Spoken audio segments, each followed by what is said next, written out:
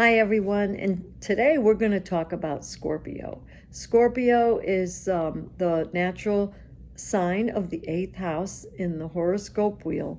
And don't forget, we have every single sign in, our horoscope chart. It is a fixed water sign,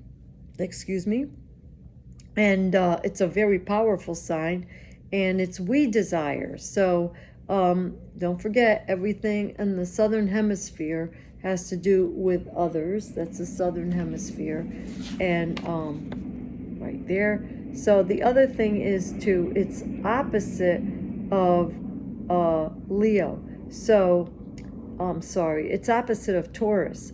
So these signs that are opposite one another, there's a similarity, but there's also a little bit of a difference. And we're going to talk about that at the end. When I talk about Pisces, I'm going to talk about the duality and the opposing forces of the signs. But I'm getting a little bit ahead of myself. So Scorpio is a scorpion, and they bite, they have that stinger, and it's deadly. And so some of the key words are intense, penetrating, deadly, secretive, vindictive. It's also sexual union and conflict, supernatural, death. It's all the things that we don't like to talk about. The invisible world, the uncomfortable, hellish places. It's also power. It's psychology. It's things that could be gloomy and hurtful. Things that are underground, but they're honest and intense, very intense, emotional. So they have a need for deep involvement and intense transformation. So Scorpio is also ruled by Pluto, and Pluto is a very intense planet. And I always think of the atomic bomb with Pluto, because that was when they discovered Pluto. But it does have that similar energy. It's the end of something old and the beginning of something new. So Scorpio is we desire, they're competitive, they're courageous, they are determined, they're forceful, they're introverted, they're very magnetic, and they're mysterious, very sexy, but they could be really jealous and suspicious and very strong-willed. So if you know Scorpio people, you just have to understand that they're very sensitive, they're very intuitive, and they pick up on vibes. So be careful. And they sometimes make the wrong decision based on their feeling, and they could, they could be accusatory. So